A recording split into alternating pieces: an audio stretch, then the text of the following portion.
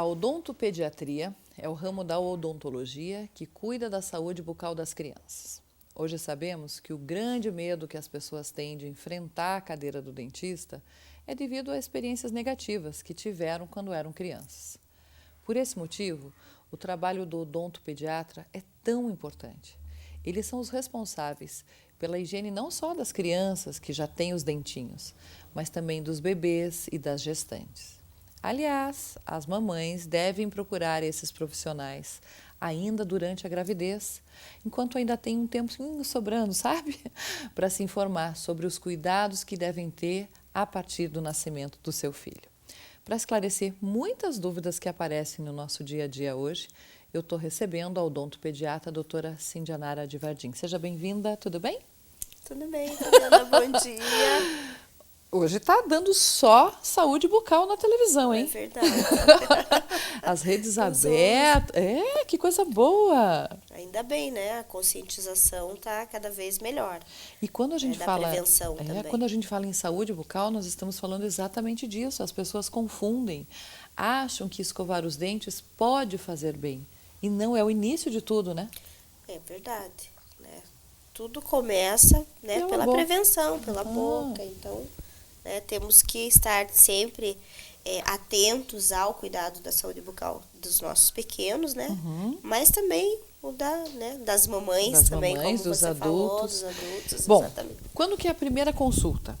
Aqui na introdução a gente falou que a grávida já deve ir, né? Exatamente. Mas vamos esquecer que a gestante, vamos pensar que a ela já gestante foi. fez a sua avaliação, aprendeu. O bebê nasceu, a criança nasceu. Quando é a primeira vez que eu tenho que levar ele no dentista? Então, você, né, a gente não tem assim, digamos, olha, com 1 mês, 2 meses, mas até mesmo antes de começarem a erupcionar os dentinhos de leite, né, para a gente já passar essas informações de como fazer a higiene, porque mesmo antes da criança ter os dentinhos, a gente já ensina a mãe como deve, né, proceder para fazer essa higiene da cavidade oral, né, Tá. porque a criança só ingere líquidos, praticamente só amamentação, mas é importante que não fique, né, restos do próprio leite entre a bochecha, né, na gengiva.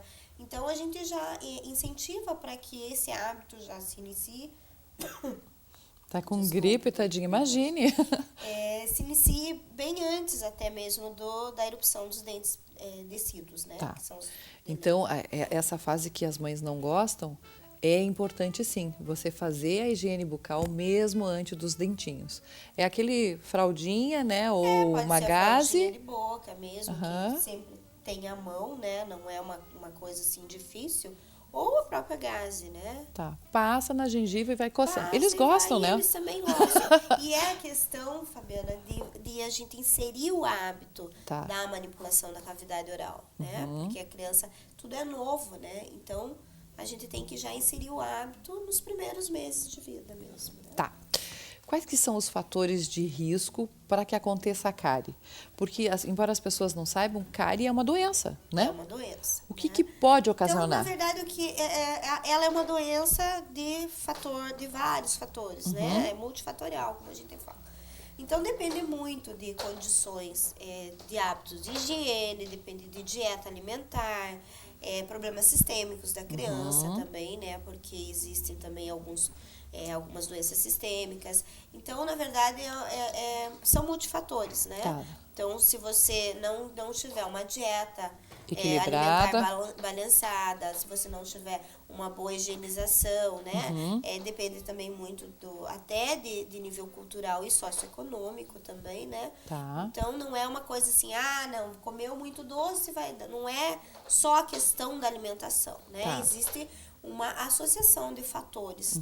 É essa junção que essa pode... junção é que vai ocorrer. E existe também o que a gente chama assim de alto, baixo e médio risco de cárie. Existem crianças que têm, né, essa classificação. Então, às vezes a criança tem um alto risco, às vezes não.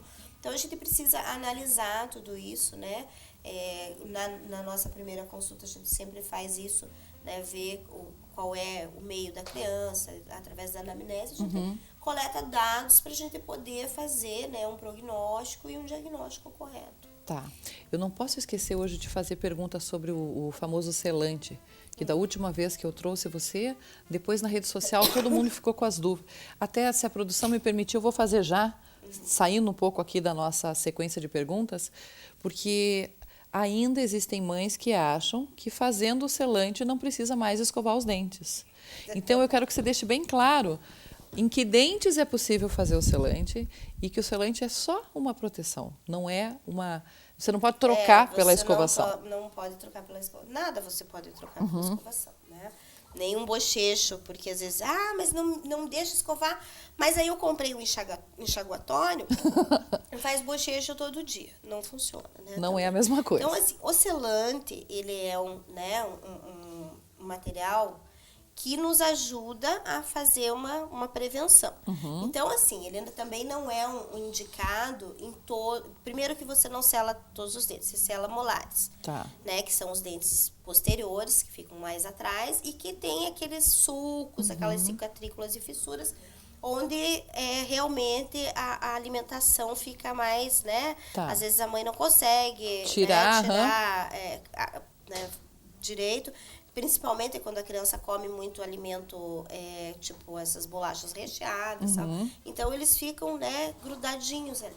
Então, a gente faz o selante, né, para promover, para ficar uma superfície mais lisa, né, respeitando a oclusão do paciente também.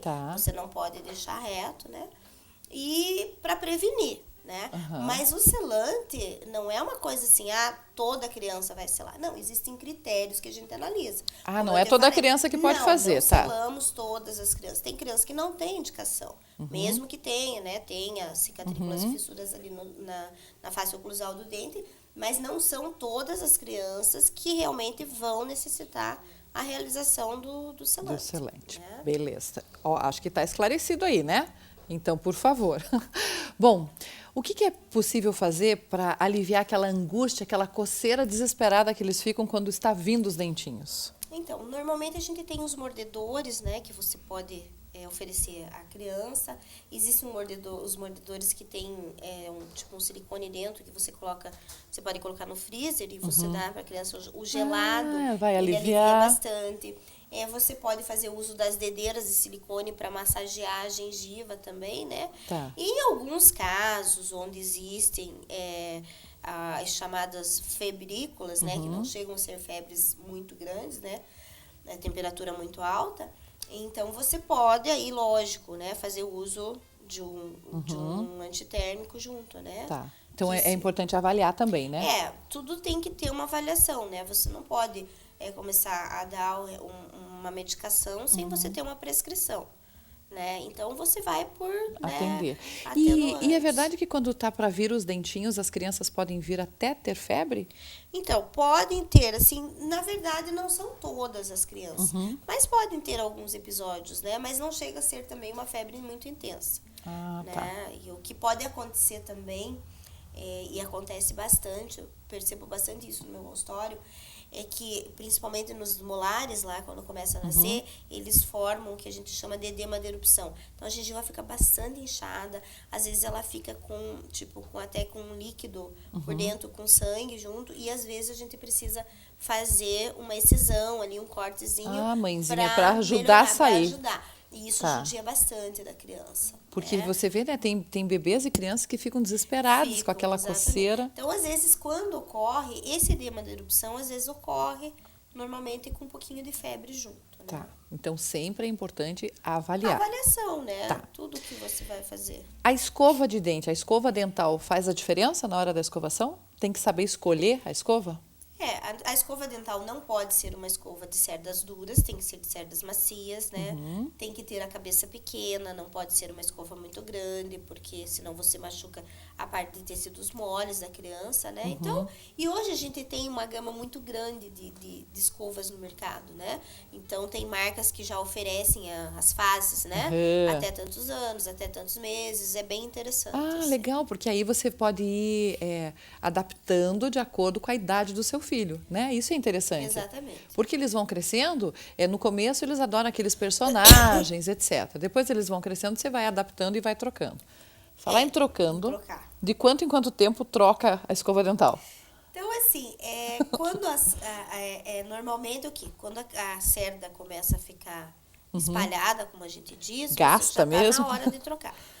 A gente aconselha, né, 2, 3 meses, mas existem pacientes que às vezes precisam trocar antes, principalmente o paciente que faz tratamento ortodôntico, porque aí na escovação existem as bréquias, tudo, então aí, né, a escova ela acaba sendo destruída, digamos assim, entre aspas, com um maior, né, mais rápido, e aí mais tem rápido, que trocar. Exatamente, aí tem que trocar. Então, assim, é o bom senso de você ver. A escova começou, e principalmente a criança, porque a criança, às vezes, ela morde a escova, né? Então, você tem que estar atenta. Porque cerdas que não estejam retinhas, ela não limpa nada. Não vai adiantar. Não vai adiantar. Então, tem que trocar, tá bom?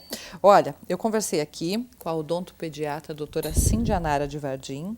Se você ficou com alguma dúvida ou se você quer marcar um horário para os seus pequenos, o telefone é 42, aqui em Ponta Grossa, 3223-2007. Vou repetir, 42-3223-2007. Quero convidá-la para vir semana que vem, se você conseguir encaixar na sua agenda, para a gente falar sobre essa página sua da revista, que é atendimento domiciliar, que não é só para crianças especiais, mas como pacientes especiais, né? Então, primeiro quero te agradecer a parceria e por ajudar a enriquecer a nossa revista aqui com conteúdo. E já deixar pré-agendado com você para a semana que vem falarmos sobre esse tipo de atendimento. Pode ser? Pode ser, claro. Obrigada, viu? Muito obrigada. É sempre um prazer te receber. Também. E eu morro de rir com a Cíndia porque ela é odontopediatra, mas é a minha dentista. Eu tenho algumas mães. Eu chego no consultório, aquela criançada fica me olhando. Obrigada, Muito obrigada, Fabiana. Imagina, é também sempre um pela prazer te presença. receber. Obrigada. Bom, eu vou para o intervalo, rapidinho, e já volto. Porque ainda hoje tem dica de filme e moda infantil. Até já.